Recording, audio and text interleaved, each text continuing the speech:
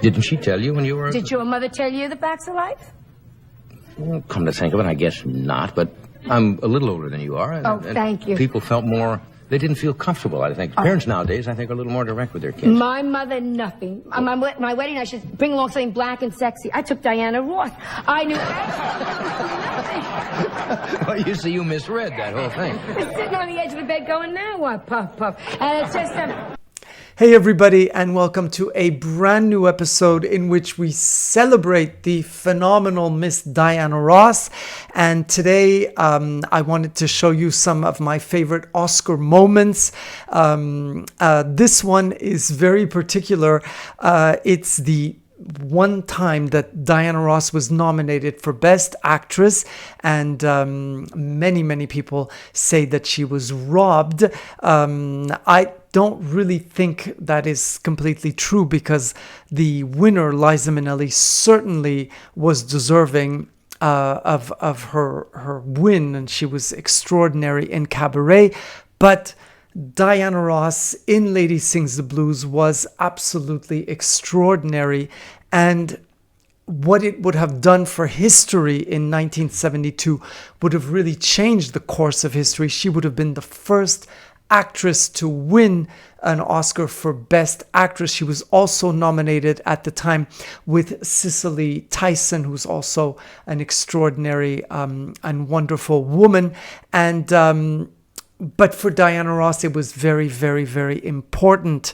The only woman who had won before her was Harriet McDaniel for a supporting role in Gone with the Wind, and she was so extraordinary in the movie. But when she won, her speech is just absolutely brilliant.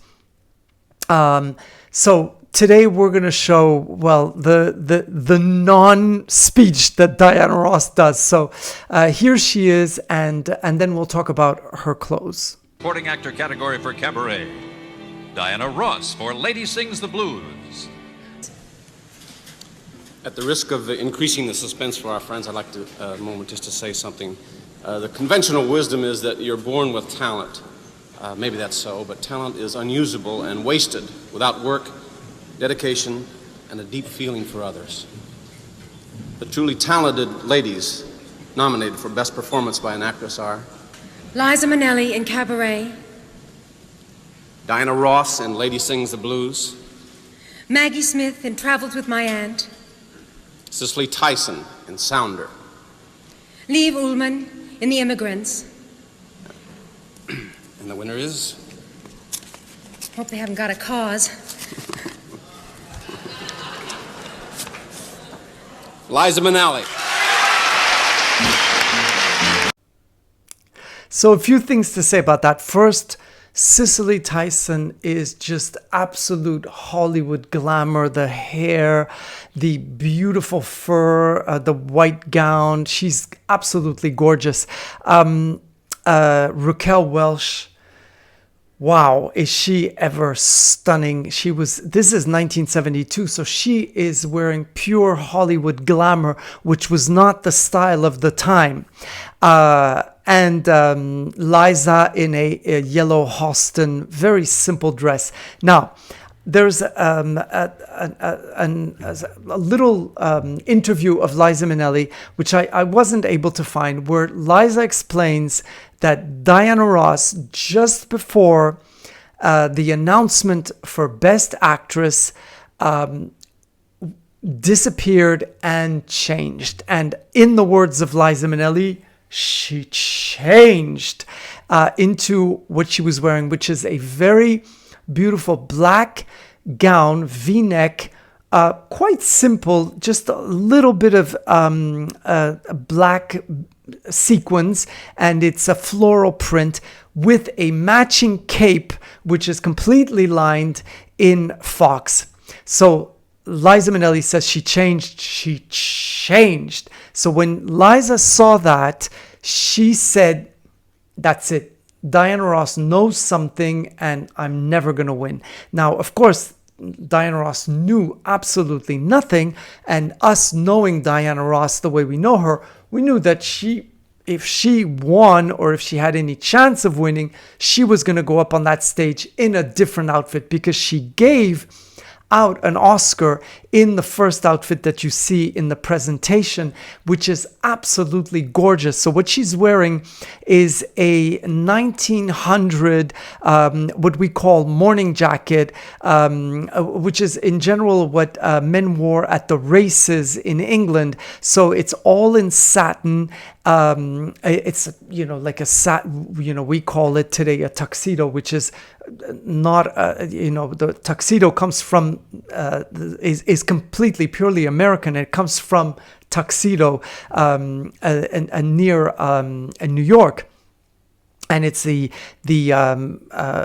new version of the smoking jacket, which was something that you wore inside your house to smoke cigarettes and cigars. So it's not something that you wore to go out. So and she's wearing a beaded vest with the beautiful lavalière with a jewel. So she's absolutely stunning. It's so very, very, very different than what is expected at the Oscars, which is gowns. She's wearing a pantsuit, and her hair is done up in that 1900s style. So she was having a lot of fun.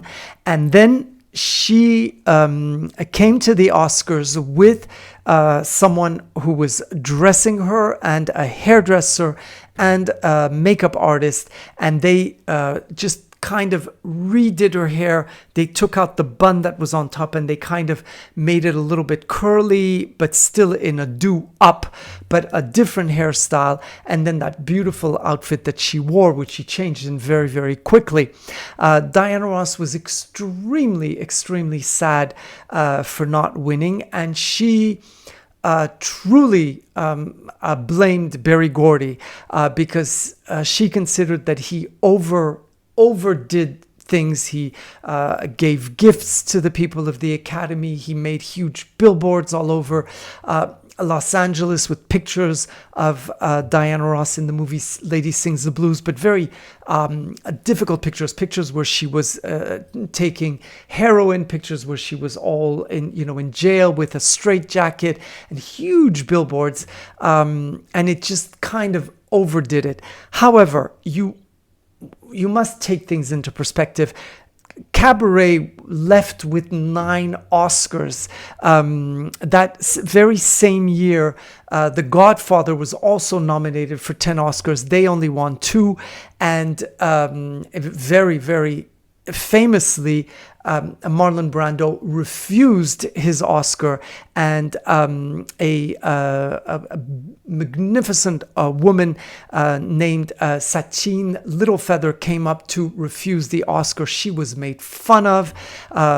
She was mocked. It was really a very, very sad thing. The Oscars finally gave their excuses. I mean, asked for forgiveness to her just very, very recently. But this is just the times, and this is how things went.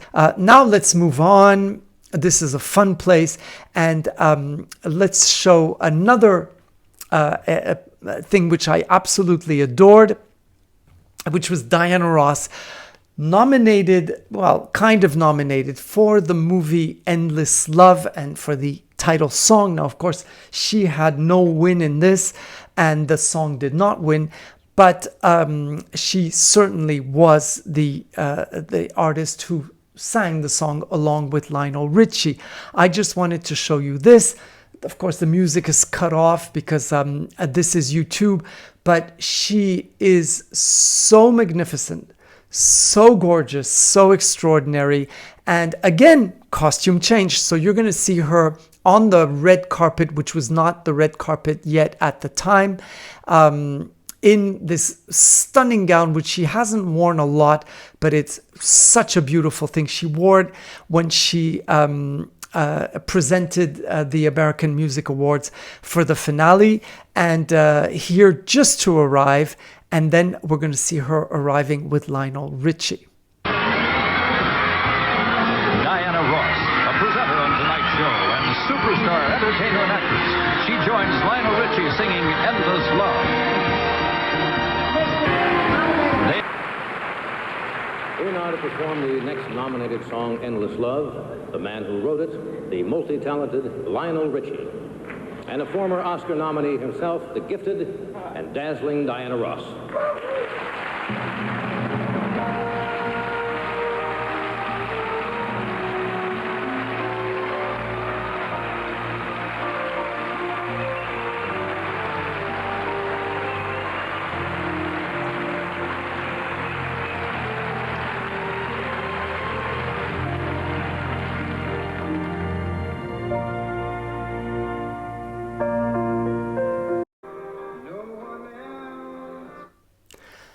Is she ever she is so beautiful. You know, I always tell you she's at the height of her beauty. She is so gorgeous. And, she's belting out. So, you kind of make faces when you sing. Her face just stays absolutely magnificent. She is such a beautiful woman. I don't know how Lionel Richie can keep remember the lines, remember his song when he's singing facing her. And as so many people have told me, when they've come near her, she smells amazing, in concerts when they give her a kiss. She owns that gown in red, and she's worn it on stage. I've seen her wearing it on stage in Paris in around, I think, 96. It was for, I think it was, I can't remember what album she was promoting, but it was pretty amazing. But there's a train added, a white train of the little petals that you have on the sleeves.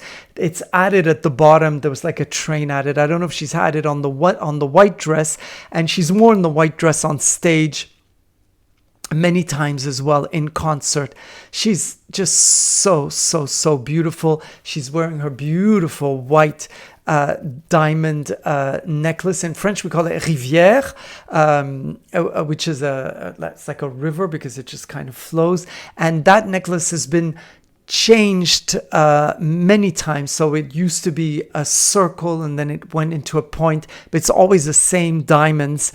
And it's a real. She's just absolutely gorgeous.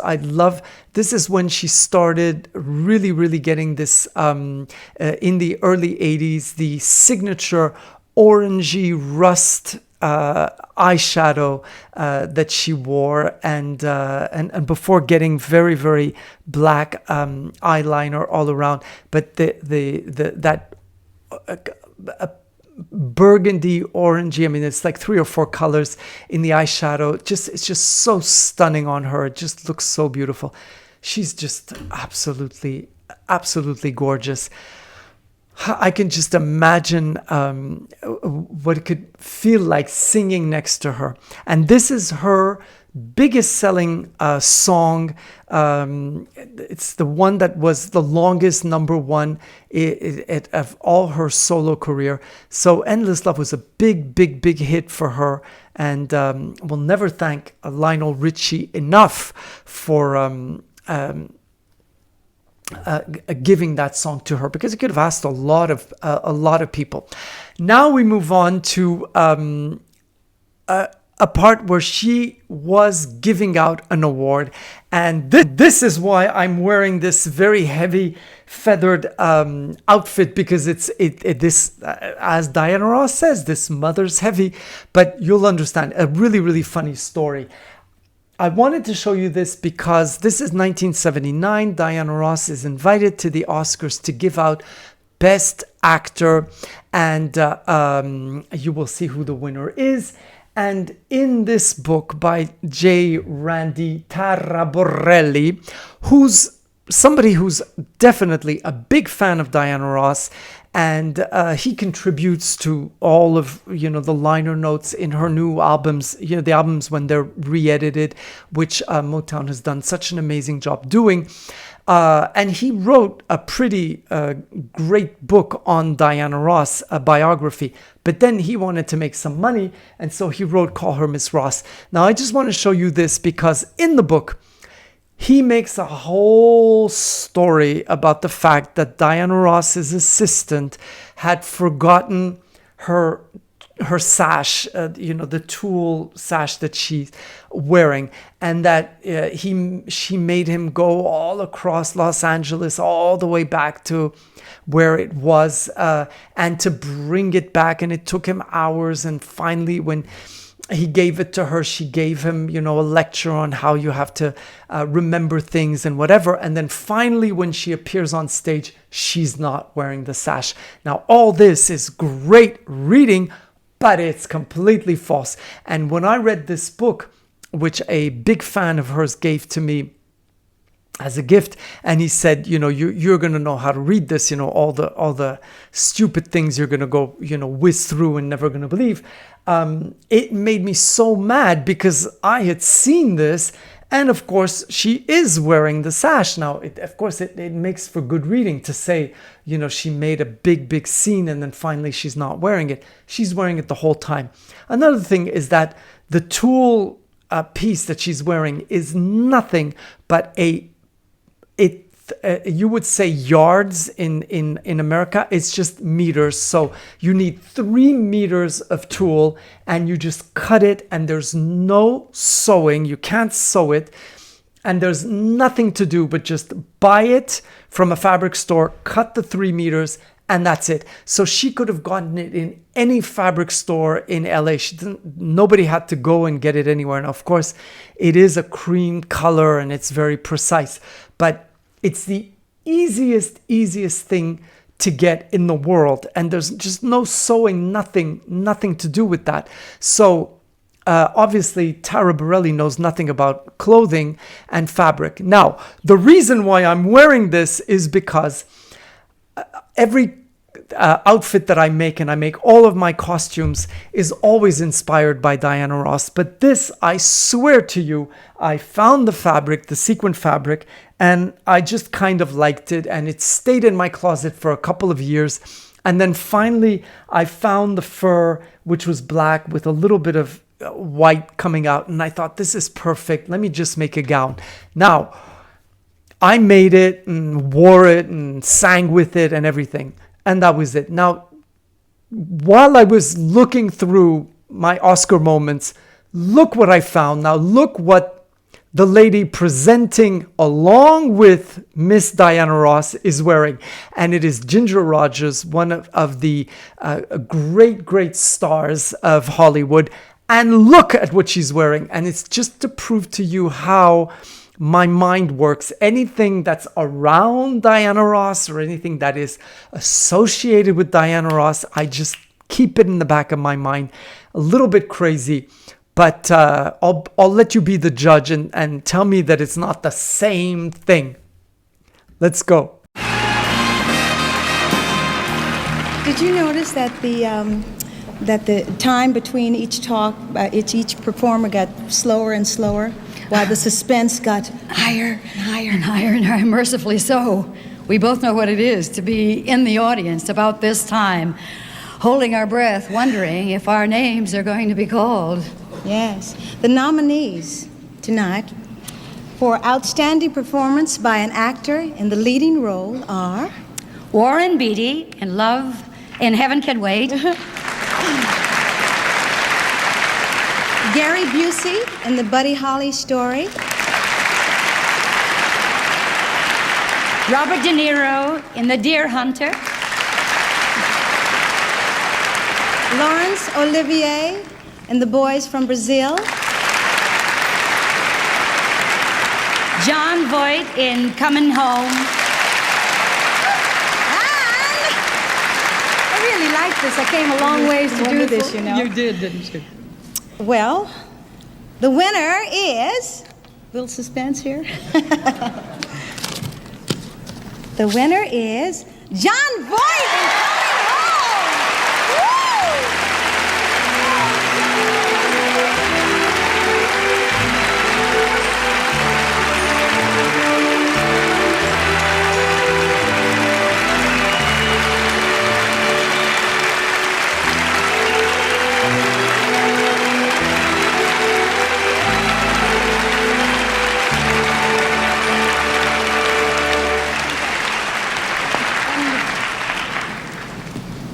you see the tulle wrap that she's wearing. It's nothing. It's just a piece of fabric. So again, this book says nothing.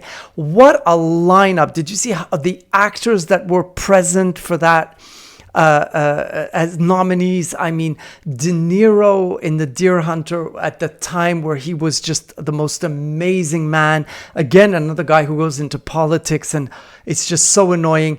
Laurence Olivier in The Boys from Brazil, John Voight in Coming Home, who was absolutely exceptional.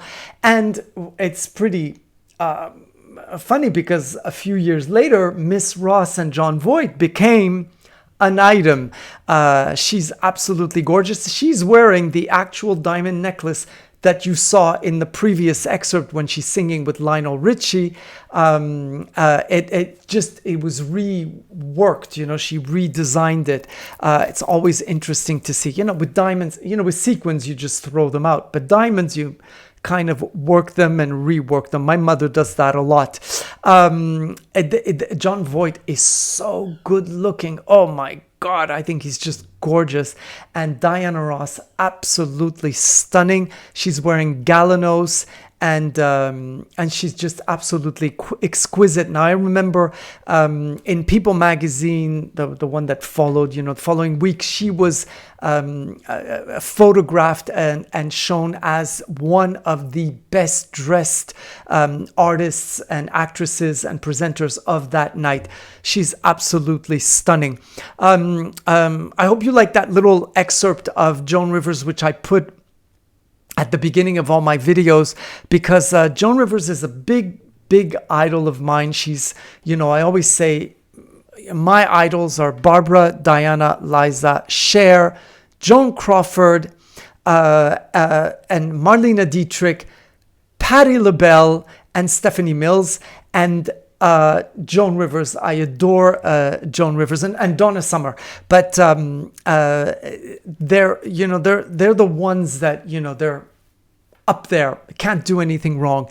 And the reason why I put these is because Joan Rivers said one day that when she jokes about someone, it's because what they represent and what they are is so obvious to everybody that no matter how crazy her joke is, people will get it. And so, you know, one of her jokes is Diana Ross is so skinny that she can't walk into a pool hall because they're going to chalk her head, you know, as if she was one of those sticks. So it's because to everybody, it was so obvious that Diana Ross was this absolute stick figure. And so the reason why I put these Joan Crawford little excerpts, first of all, Joan Rivers, I mean, it's because I love Joan Rivers, but it's also to prove how much of a symbol Diana Ross is, how much of a household name she is. So if you talk about glamour, you know, immediately you'll know Diana Ross. And here she talks about Diana Ross being sexy. That's why she brought her along, you know, for her wedding night, which obviously, you know, is something impossible. And I like that because Diana Ross never truly referred to herself or considered herself as sexy. She's, you know, kind of funny and quirky and you know, a bit of a tomboy. And so I like the fact that she does her justice in the way that, you know, she's also just so feminine, so beautiful, so extraordinary, that she has something of the sex appeal, which Diana Ross doesn't use. You know, she's just very glamorous, but it's always in fun and always in good taste. I'll see you next week. I want to thank you all. Thank you all for all your messages. You're so kind. I'm writing down a list of all your names because I want to shout you out like I did in one of my previous videos. And I'll see you next week. I'll probably be in Montreal. I'm going to go and visit my very glamorous mother for the holidays, and I'll see you all very soon. I'll make a video from Montreal. Bye bye, and thank you again.